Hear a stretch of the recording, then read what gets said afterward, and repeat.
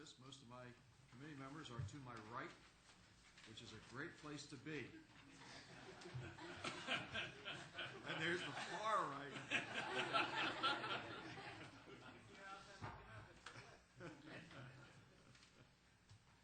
Well, welcome to the first 2006 House Motor Vehicles Committee meeting. The camera is on, so we all want to look our best and say our best. The agenda for today is a series of bills, but before we start that, I would like you to consider, you all have new rules for the committee in your folders. Hopefully these got out last week. And these are rules that really put us in a position to allow us to operate in the new venue of these TV cameras. As I look at these, most of these rules from 13.3 on down on the third page are the new rules, with the exception of the plate rules found on pages, the bottom of page 3, 4, and 5, which will be 21 on. I'll just quickly roll through those so that you know what they are. First of all, 13.3 is the indication that the committee meeting will be held, full committee meeting will be held on Tuesday, and I have the discretion as chairperson to schedule another meeting if we need it. I think heretofore we've been doing Tuesdays and Thursdays as regularly scheduled. We're going to try and minimize that and do more in less. Those in the audience and committee members, 14, are asked to place in silent mode cell phones, pagers, and other similar devices. We are on a camera here. We're webcasting to a lot of people, and so we really don't need that interruption. And I'd ask all the committee members, including myself, which I will do right now, to turn off my cell phone. Moving right ahead.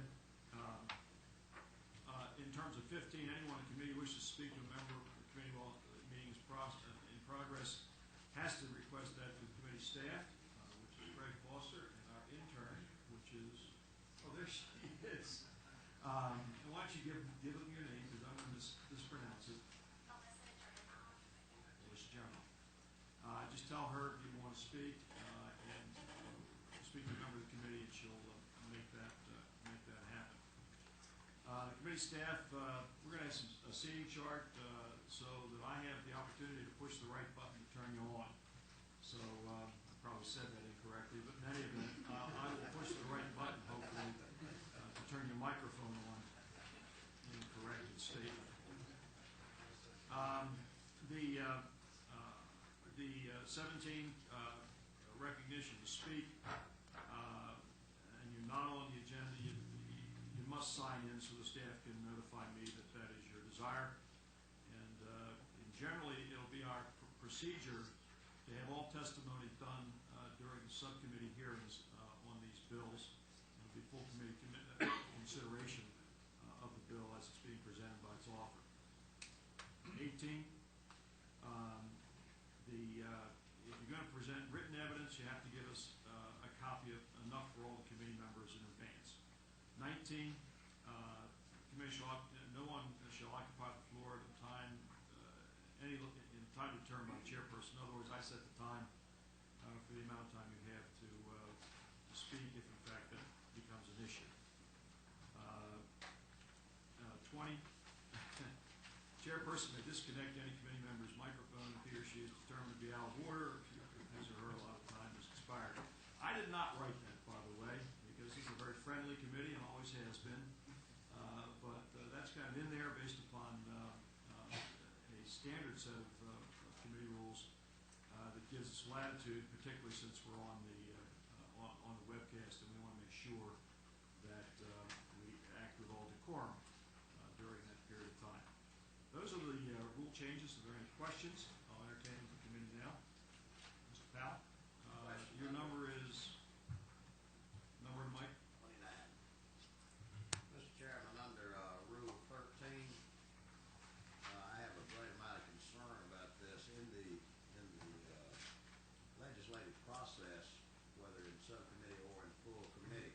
A lot of times as issues are debated, over the process of this Move your microphone closer because you can't hear it. In the process, Mr. Chairman, of in the legislative process, when we're hearing legislation, a lot of times there are things that come to mind or changes. And if I'm reading this right, that under this rule, then before anything comes to this, an amendment from a member or a substitute has to go through a screening committee called the Review Subcommittee. So is that not, in fact, stifling some dialogue and debate on needed issues? Well, Mr. Powell, nobody is attempting, on this committee never has attempted to stifle any discussion, as you well know, since we've served approximately 10 sessions together on this committee, and that's always been the way. I'll just read the rule, and it says, unless waived by the chairperson, all committee substitutes and amendments that are being offered for a full committee meeting shall be submitted to the review subcommittee, which shall consist of chairperson, vice chairperson, secretary, 24 hours prior to a regularly scheduled full committee meeting. Upon review of the substitute and/or amendments, the review subcommittee shall designate any of the following special rules in relation to bills and resolutions to be amended. Definition of open rule, modified open rule, or structured rule. The way I read this is that committee review is only to designate whether this bill should come out and be recommended, if it does come out, open, modified, or structured, according to the Rules Committee determination of that. And that's all it is. It does not have anything to do with an opportunity for you to submit changes. I'm sorry, it would, because the open rule says it will, effectively. But all we're really determining is whether it should be open, structured, or modified structure. That's the only thing. We're not determining content or anything else, and not making any changes to that in terms of the way the committee conducts its operations. I think it's incumbent on us to review this prior to the point in time we have a committee meeting, so that we actually do know whether or not we're going to recommend it come out open, structured, or modified structure, as you know. But in fact, is this not by giving a 24-hour notice and it being screened by the review committee, would that not prohibit members from, in a debate in the committee, from us submitting amendments or substitutions? No. Unless waived by the chairperson, all committee substitutes and amendments. In other words, and it's my determination that if committee members have amendments or a substitute is essential for the operation of this committee, then I'd waive that requirement. But that would be based upon the discretion of the chair. That's the discretion of the chair. So if I understand it right, if the chair did not want a particular amendment submitted or substitution, then you'd basically rule it out and there'd be no debate on an amendment. Well, I think my interpretation of this, Mr. Powell, is that I would make that determination based upon whether or not how it's going to be reported out, open, structured, or modified structured. Put that in the record. Thank you. Are there any other questions from members of the committee? I'll then entertain a motion to accept the rules.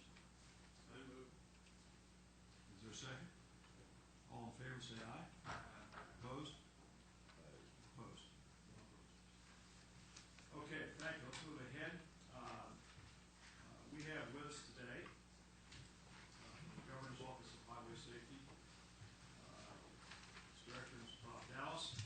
If you'll introduce your guest, Mr. Dallas is going to take a few moments to tell us about a program called Time that he is involved with, and I think it's a good thing for all of us to understand regarding highway safety in the state.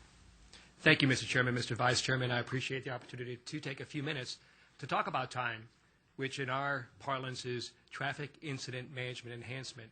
Let me start off by reading the mission statement, and then Rory Howe, to my right, will discuss what time is all about. Mr. Howe is with the Roswell PD, Public Safety Office there, and he's a committed member of the Time Partnership. The mission of Time is to develop and sustain a region-wide traffic incident management program to facilitate the safest and fastest roadway clearance of traffic incidences while lessening the impact on emergency responders and the motoring public. Mr. Chairman, I think if one would look this morning at 3:30 a.m. when a crash occurred up on I-85 near State Road 20, where a truck hit the retaining wall, caught on fire. Fortunately, the fire went out. But as we sit here right now, many of those lanes are still closed. And you probably heard on the radio that the whole highway was shut down. Well, about 2.5 years ago when I first got into this job, I heard about time, and I learned this. About half of our congestion in the metropolitan Atlanta roadway area is due to traffic incidences of one sort or another. And what we have learned, not only by our operation here in the metro area, but seeing what other great states and cities do, such as the Seattle-Tacoma area of Washington State, that if you do a good job clearing those crashes quickly and safely, you free up the freeways. And that's what this is all about, is to get all those jurisdictions together to work to do that.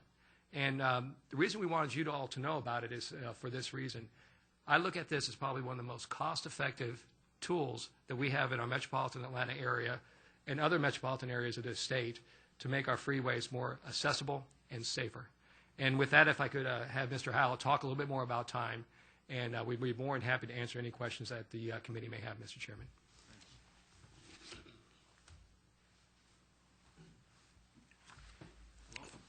Thank you, Mr. Chairman. We appreciate it. As Mr. Dallas said, I am a captain with the Roswell Police Department, also vice president of the Metro Time Task Force Group. And again, as Mr. Dallas said, basically time is the management of traffic incidents. And all we're trying to do is enhance that management or the activities that go along with it. So about 3 years ago, Time Task Force was initiated.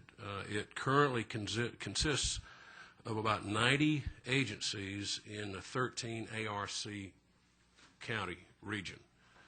Along with that, obviously, ARC is involved with it, Governor's Office of Highway Safety, Georgia Department of Transportation, the Federal Highway folks, Greta, and obviously the HERO units. And I'm sure that all of you are familiar with the Governor's Fast Forward program, where the HERO units will be, their numbers will be increasing and so forth.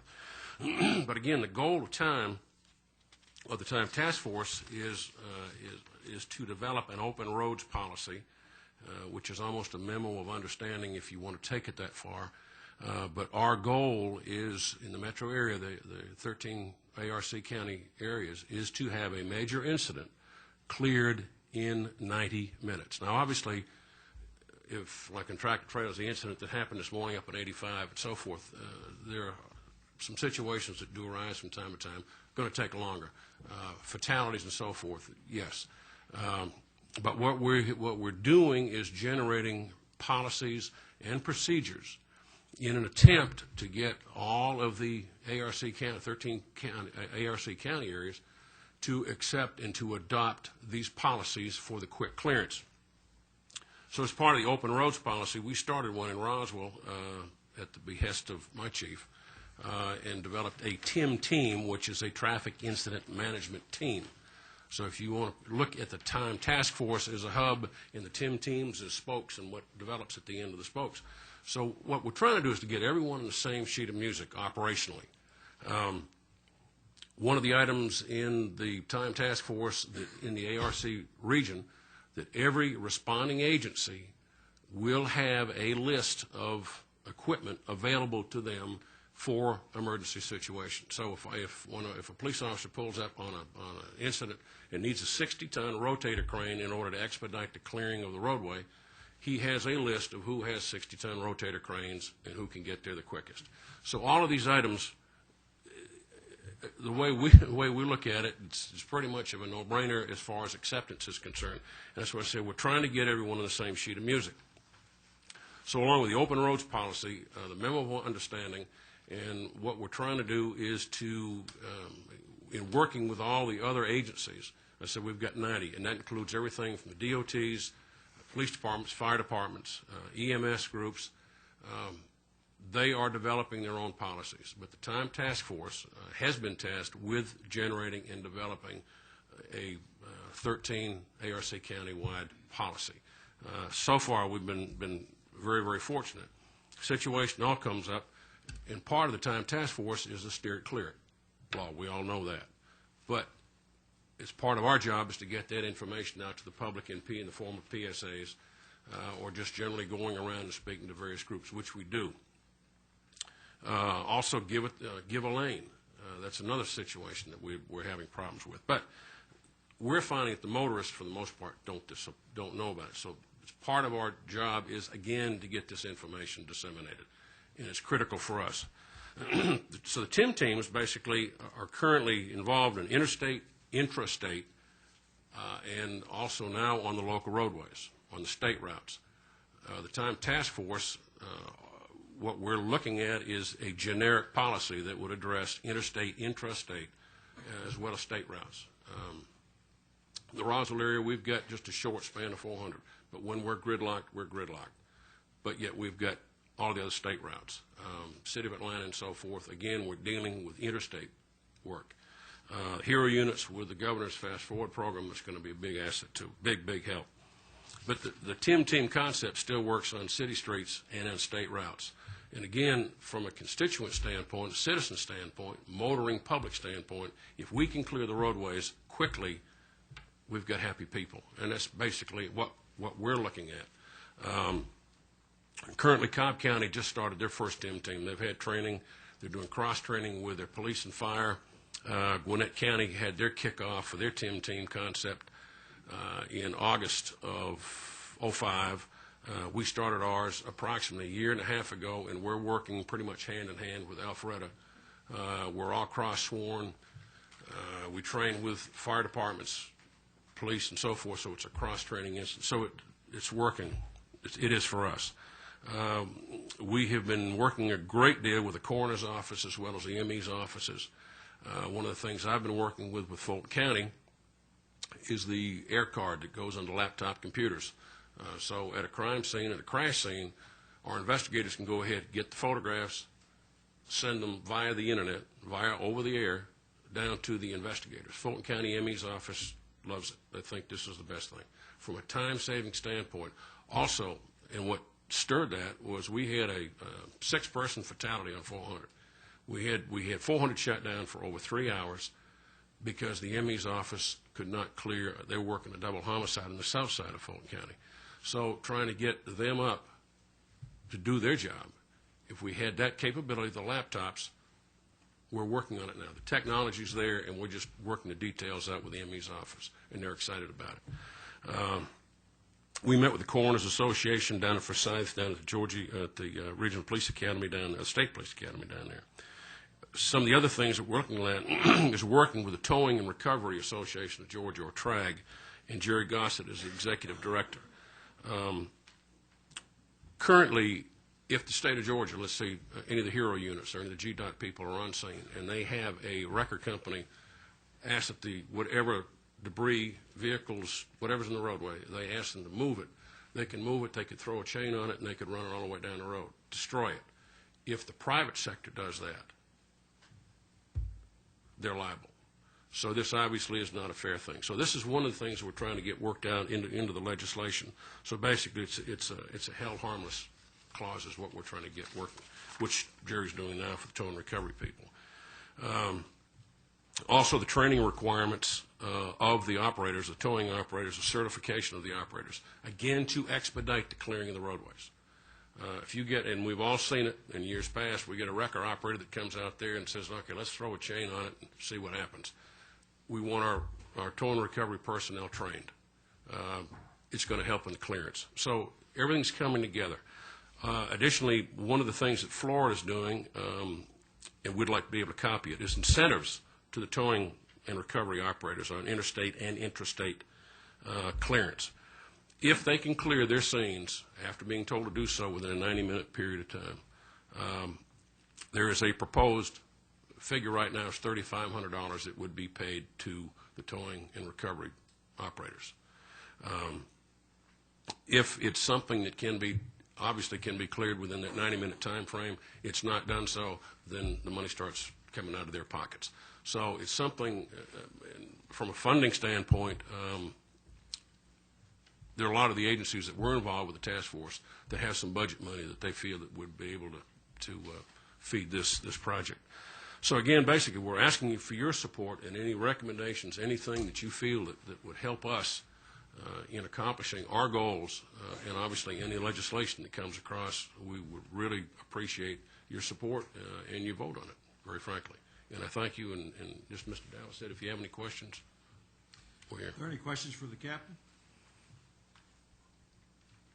Any questions, committee?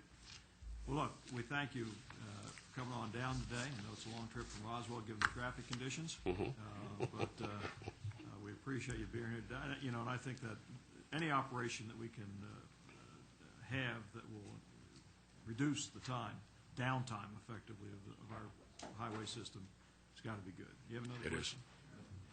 What number are you, Jay? I, too, want to add my thanks for you coming down and agreeing to testify to us today. I had some discussions with Steve Stansel over at Greta about time, and how you come, did you say you're getting all the agencies now to work with one another, the State Patrol with the Sheriff's Department with the City Police and all that? Is that coming about very effectively now? Yeah, is that a political question? I don't know. I don't want to put you on the spot. You just did. Good, but we could do better. It's a politician, yes. Yeah, we're in the process of working. I mean, there's territories and territorial control that people want, but once they see the advantages of the program and see what the task force is all about, then generally they are in agreement and they support it. Well, if there's any help we can give you in those areas, please let us know. I'm sure we'll be glad to help you on that. The only other thing I would like to see in your arsenal maybe is just a bulldozer. We've got bulldozers. Okay. We've got bulldozers all over. Okay. Thank you for coming. Thank you for your time, gentlemen. Thank you so much. Is anybody here, we're looking for Representative Hill, if he's around.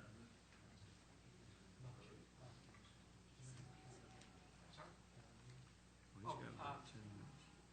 Mr. Chairman, we waiting for Mr. Calvin Hill. Yes. He asked me that when his bill was called up, that he be called. He's chairing a committee meeting upstairs. If I may do so. Would you like to do that for us? Thank you, Mr. Dallas. I appreciate it. In the meantime, why don't we move ahead with House Bill 161, and that would be Representative Day. Can we help you with that?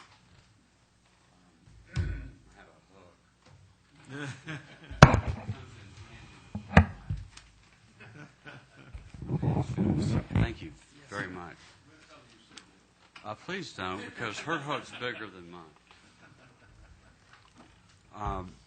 Mr. Chairman, members of the committee, thank you for the opportunity to come before you and present House Bill 161. I believe it's pretty simple and straightforward that in most people's minds, especially since 9/11, that one of our most sacred secrets is our Social Security number. And it's been abused in a number of ways. It's been accessible a number of ways. And there has been, at least in my time up here from time to time, a question about, do you have to give it to the State Patrol? Do you have to give it to, this agency or that agency? And this is to remove that restriction. If the committee agrees to pass this, because of the bill was introduced last year, there are some date changes, Mr. Chairman, that would have to be made in this, and at the request of our new driver services request, I've agreed to change the effective date to one that would accommodate his agency and their continued efforts to be more and more efficient. So, having said that, Mr. Chairman, The amended date would be? the on the under the 4528.1, it would be January 7th of 07, and the effective date in Section 2 would be the same date.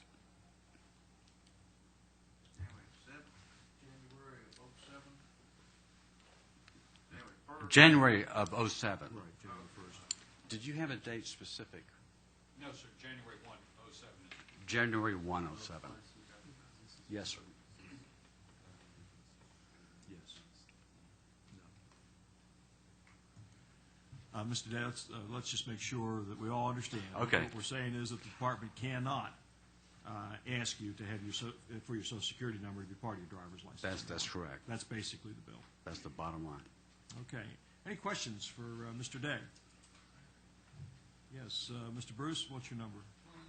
I got it. Thank you. I just want to make sure that I'm clear as to if somebody wants that, because a lot of people can't remember numbers, but they can remember that, and if they don't care, because your Social Security number is everywhere already. They would do so at their peril, but the agency cannot require you. Okay, but the way this is crossed out, let's understand, it's saying they can't, there's not even an option if you wanted to use your Social Security number. Is that? Yeah, line 12. Well. I don't have a problem with an amendment, Mr. Chairman, to make that optional. The intent was just, To not force it. Not force it, Yeah. but Some to people can't eliminate remember some it, other than agencies that. requesting it and requiring it. Mr. Bruce, do you have some language you'd like to offer on that? Well, I mean, I think the language is already there, it's just crossed out. Unless I'm looking at something different than everybody else. I'm sorry. Oh, Line 13. just leave it out. Put it back in. That'd be fine. Any other questions? Any other questions of Representative Day? Knowing my experience in the driver services offices, when there wasn't really an option, you had to go up there and ask for something different. I think this is a great opt-in situation, and I think that'll save a lot of identity theft issues with people who drop their wallets, lose it, or have them stolen, and have that license number in them. I commend you for doing this. I really think Real ID and some of the other identification things to follow will probably alter this again, but it won't be with the Social Security number. So we appreciate that. Thank you, Mr. Chairman. and So, members. do you have a question? Okay. We'll recognize Mr. Dollar. Someone here from the department can answer this question. I used to have, I think, back when I got my license, it was the norm that most people did get their license number to coincide as their. Was that before it was revoked or after? Their Social Security number. Is it, Mr. Hammond, maybe you can answer this question. Is it possible, I've since got it changed, is it possible for a driver's license renewal online for them to change that number? I'm Les Hammond, the Department of Driver Services. If you're renewing online, you can't change your number. Okay. But if you come in, we won't let you have your Social Security number anymore. Okay, that's all I need to know. Any other issues? So before us, we have the House Bill 161, and there have been requested amendments to change the line 16 from July 1st, 2005 to January 1st, 2007, and to strike or to unstrike line 13 and 14. Do I have a motion to accept the amendment as read? Second? All in favor? Opposed? Okay, that gets us to the bill. So do I hear a movement or pleasure of the committee on House Bill 161? I'd like to ask this to be done as a committee sub, ask it to be rewritten as a committee sub, and then we pass it as a committee sub since we amended the bill, make it a lot easier for us when we get to the rules. appreciate that. I appreciate And I that. do pass as a committee sub. Second to that? All in favor? Aye. Opposed? Okay, thank you so much. Combine seats and public safety. We don't need any advertisements here. Probably get enough as it is. Okay. We have House Bill 1052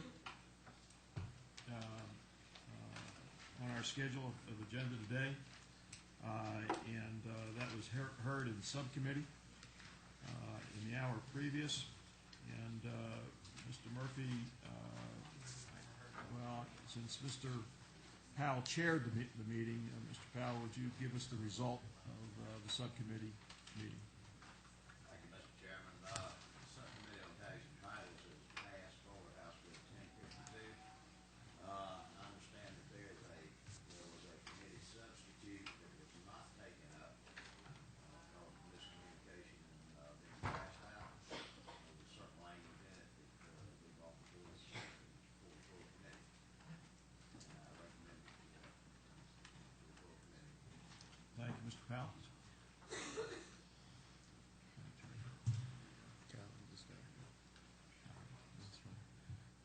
Well, Mr. Murphy, you are the sponsor of the bill. You have the floor. Thank you, Mr. Chairman. House Bill 1052 substitute is LC 340527S. I believe that the only language that was changed in this was, let me ask, which line was changed in that? Maria? Actually, it was a proposal from the Department of Motor Vehicles, Mr. Hooper's amendment. Doug, which line was changed on that? Do you remember? In the substitute? Actually, we changed the provision for the dealer license plates for lost or stolen license plates to be reported to the police. I was asking that it be put into the new section, 40-2-38.1, as a new paragraph. Okay. Wanted that the lost or stolen provision to apply to transport tags in our new code section, just as it applies to the dealers. Right. Tags of existing purchases. Okay. I'd just like to enforce our little decorum change here, that anybody who's going to testify or has an answer to a question needs to be recognized, and you need to come to that microphone so the people down front can hear you. So, My apologies all to those the people chairman. all those people sitting out in middle Georgia, or North Georgia, or right here. who I wanna hear apologize you. to the chairman You're on, and the committee. Mr. Hooper. Why don't you just repeat what you said? Thank you. Members of the committee, my name is Douglas Hooper, Department of Revenue, Motor Vehicle Division. I had asked that the provisions for the dealer license plates related to lost or stolen license plates be included in the new code section as it relates to transporters' license plates as a new paragraph. Any questions, Mr. Hooper? Seeing none, thank you, Mr. Hooper. I appreciate that. Again, my apologies. Mr. Murphy, you want to continue to describe the bill? Yes. 1052 is, as I said in the earlier committee meeting, 1052, we passed a bill last year which was House Bill 455. And inadvertently in this bill, there was some problems with it in people being able to get their tags, wholesalers and transporters having some problems, and also the auction companies having a problem with the limit on their number of tags they can get. 1052 clears up that language, and actually in Section 1 of the bill, it addresses the wholesalers, the dealers, the used car dealers, and how many tags they can get under this legislation so they can move the vehicles from one area to the other. A wholesaler, of course, will buy 6 or 7, 8 vehicles at an auction and have to move them over to a place, another dealer's place or something like that. So this cleared that language up so they can get the number of tags they need to do this. That was one thing that House Bill 455 inadvertently done, is limit those. So this language in this clears it up. Section 2, simply the transporters, people that transport vehicles like buses. You see the Bluebird buses going up and down the road, there might be 6 or 7 of them. They have to have transporter tags on each one of those buses to transport these buses along the highways, and the previous bill had inadvertently redefined that language to where you could only get transporter tags for mobile homes. So we had to clean up this bill and change that to where the transporters could get their tags to transport the vehicles that they with the companies they was working for. And of course, we needed it. We needed it immediately, because first time we found out about the language in the bill was in December, when they called and said they can't get their tags. And the Department of Motor Vehicles Tags and Titles allowed them to go ahead and get their tags temporarily until we could get this fixed. And this bill fixes that problem and puts our businesses back on footing that they need to operate. So that's basically what the bill does. Thank you, Mr. Murphy. Are there any questions from the committee of Mr. Murphy?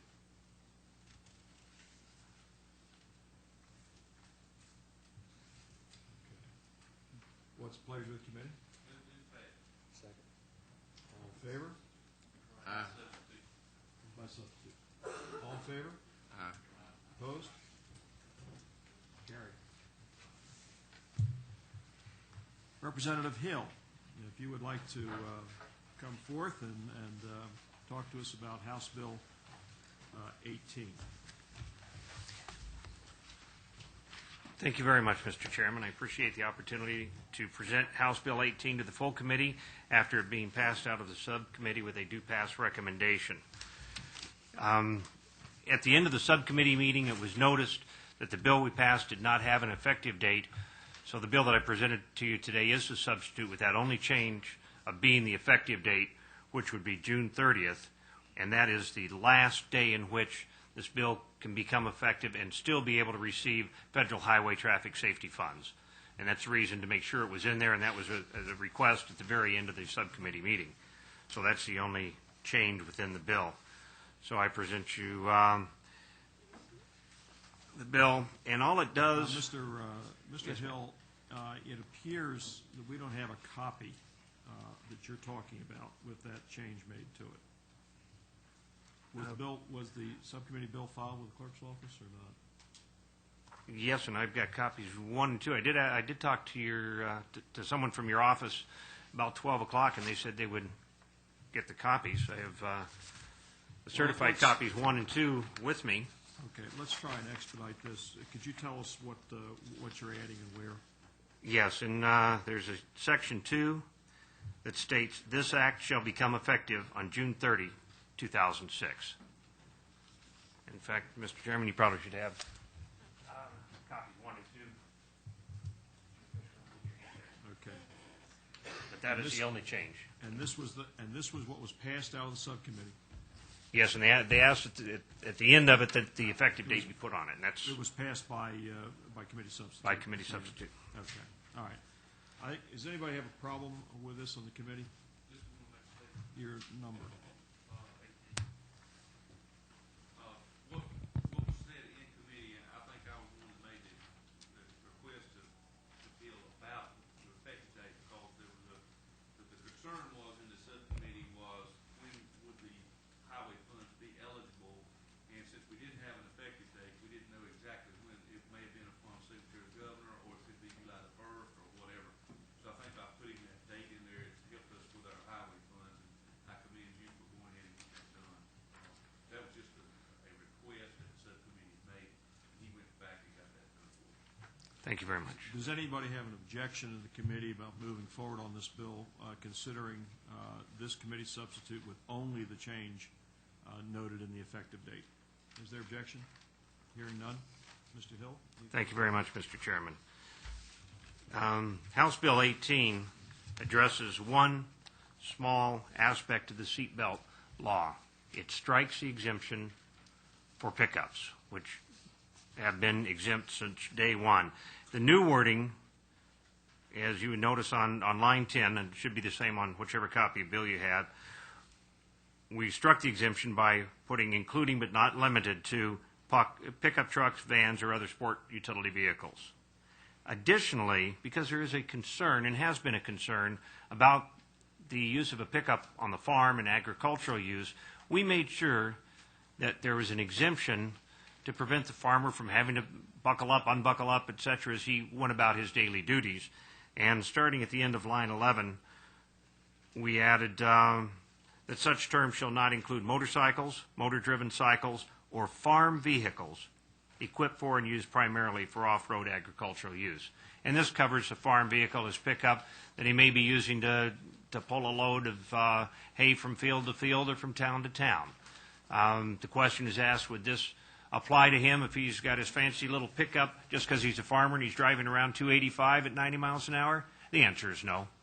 It's designed just for what has been requested to ensure that the farmer doesn't have to buckle up as he goes off and on his regular duties. The same as in the full bill, you have an exemption for people like garbage truck drivers, meter readers that do stop and go. That's been part of the law forever. And it puts the agricultural people into that, allowing them that full exemption. Basically, this law, according to the studies made by various people from the National Safety Council, the AAA, to the Governor's Office of Highway Safety, and they all use some different formulas, so their numbers are not the same, but it's been analyzed to save from 26 to 70 lives per year here in the state of Georgia. It will reduce serious injuries by about 5,000 per year. It will provide, upon passage of this in a timely manner, about an additional $21 million from the federal government to be used for highway traffic safety use here in the state of Georgia. But dollar-wise, far beyond that, by reducing these 5,000 serious accidents a year, we will save the state in economic loss to lost wages, hospital time, insurance, etc., between $35 and $85 million each and every year, and about $20 million of that is Medicaid funds. We all know where Medicaid is going in this state. So we're also putting a serious dent in monies going into Medicaid or being used in Medicaid. It will also create an equality of vehicles on our road. A Chevy pickup truck is basically the same vehicle as a Tahoe. They're driving down the same road side by side. The only difference really is a little bit of sheet metal in the back. In fact, that lightweight rear end actually makes a pickup more likely to go out of control, particularly on water and hydroplane. But those two vehicles, as the law states today, they're drivers, and they could be twin brothers. There's no other difference in the vehicle. One needs to wear a seatbelt and the other doesn't. I think that makes no sense, and it's not fair to all concerned. Today, the majority of pickups, even here in Georgia, are no longer driven by the farmer. Certainly all the farmers have them, and many of us that are middle-aged and do some of the other things, but the majority of your pickup usage is, in reality, used by young males, 20 to 35. For them, it's another vehicle. It just happens to have a hole in the back instead of a trunk. And this is one of the areas we're really looking at protecting, is that area, because those people, as have been indicated by the various scientific studies, if the law was to buckle up, they would buckle up. They do it in their car, but they will not do it in the truck just because they don't have to or feel they don't have to. Even without additional regulation or enforcement of regulation, just the fact that it becomes law, it is felt that at least 70% of those people would buckle up. The bill is entirely bipartisan. The supporters are bipartisan. It's supported urban and rural alike, as we noted in the press conference last week. In fact, AAA went out and commissioned, I believe it was University of Georgia, to do a scientific poll.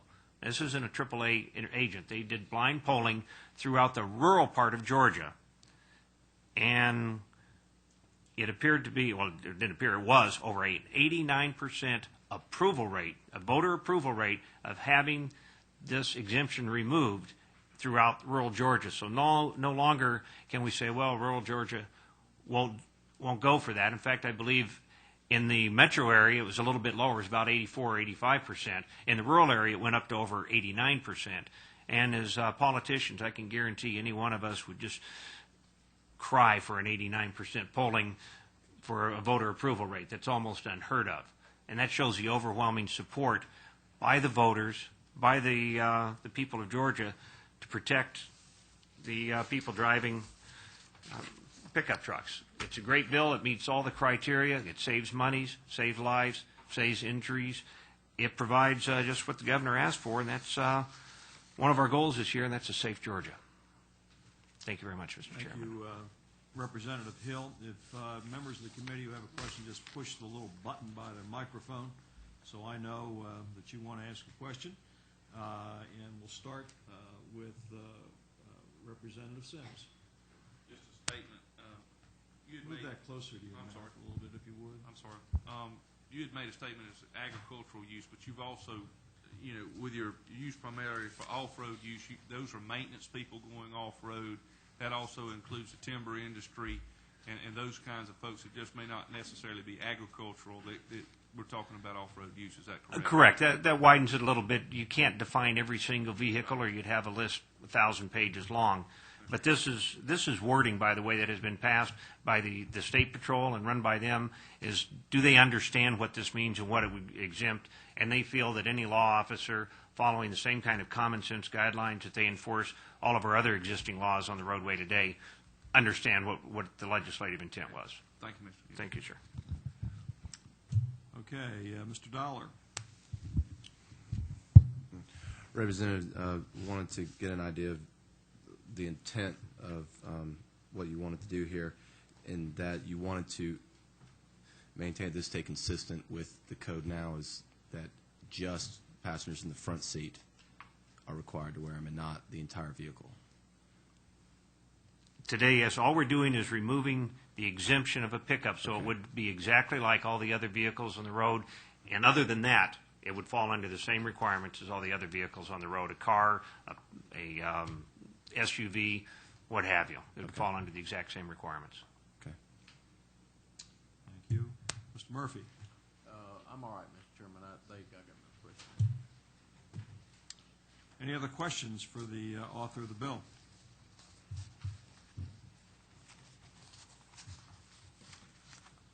Thank you, Mr. Hill. I'll entertain any discussion concerning the bill. Are we ready to take a poll of the pleasure of the committee at this point in time? Seems like. Okay. By substitute? Which means we'll take the committee substitute that Mr. Hill has put in front of us with that change to the date. Okay. Well, it seems like we're ready to vote. All in favor of passage of House Bill 18, please signify by saying aye. Aye. Opposed, like sign. Passes. Congratulations, Mr. Hill. Thank you very much, Mr. Chairman. I didn't see the opposed. Oh, I'm sorry. I thought you were going to say something. Okay, I said like sign. That's fine. Thank you so much. And we do have 2 opposed, so the bill carries. And congratulations, Mr. Thank you very much, Mr. Chairman and members of the committee. Thank you for coming. We're going to stick around for a few moments. Are you ready to go? We're going to. Okay. I don't think so. We're going to hear a bill. Hold on a second.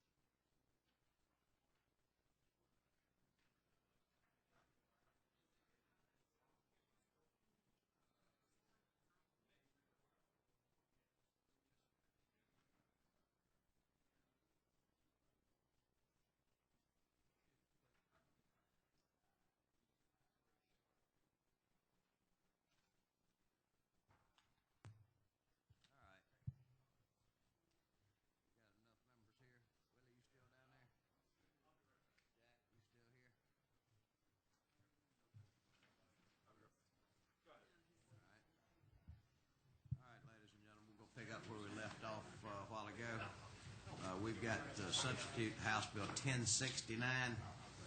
And for the pleasure of this committee, has anybody got their cell phone on them? I want you to put it on that smiley range where you just get the good vibrations off of it. All right, Representative Murphy. Okay, thank you, Mr. Chairman. 1069 is a bill that it's called the Teen Arrive Alive Bill.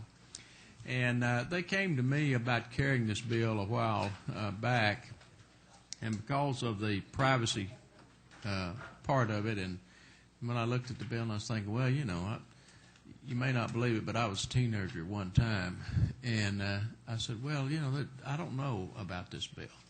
But then I got to thinking, and I said, look, you know, back when I was a teenager, you was lucky if you had an AM radio in your car. And I think I had a V8 engine in my car, and it produced all of 95 horsepower or something like that. So, and then I didn't have a CD, and I didn't have a cell phone, and I didn't have a DVD, and I didn't have a GPS device. I didn't have none of this in my vehicle. Plus, there was probably as much traffic in Atlanta as there is in Cumming, Georgia back during that time. So now the traffic has increased, I don't know, 30 times maybe more than that, I don't know. But the teenagers today have a lot of distractions, is my point. And the more I looked at the bill, and we have had a lot of teenage deaths and accidents and tragedies up in our part of the country. And anything that we can do to help these teenagers realize what they're doing, I just thought is a pretty good idea. So what this bill does is it allows for certain offenses, it requests the judge put these teenagers on some kind of tracking device, and the tracking device are defined as it could be a GPS monitoring system, or it could be a bumper sticker that says, "How's my driving?" Now, I really think that probably they would, and I'm just guessing, but I think probably the judges would be more inclined to go along with the "How's my driving?" But in any case, it has to be approved by the parents, whichever one that they go on. And there is no cost to this to the state, because the offenders are going to have to pay for this. Now, is it going to be embarrassing to the teenagers? Probably so, and that's what it's designed to do, is to help embarrass them a little bit into safer driving, and I think that that's going to go a long way in helping to slow down some of these teenagers, and maybe even save some lives and start them paying a little bit more attention to their driving. I think it has wide support. It's in other parts of the country. It's already moving along, and I think it's gaining a lot of steam in a lot of areas. You see these stickers out here now on trucks. You see them on certain vehicles, delivery vehicles, that says, "How's my driving?" And they're designed to try to slow their drivers down. And these are adult drivers in many cases. And it's the same thing. It's designed to slow them down and report any deficiencies in their driving. And I think this is going to be the same thing with this legislation. I think it's good legislation. I think anything we can do to prevent our teens from having accidents is something that we need to do. And with that, Mr. Chairman, whoever wants to speak on the bill.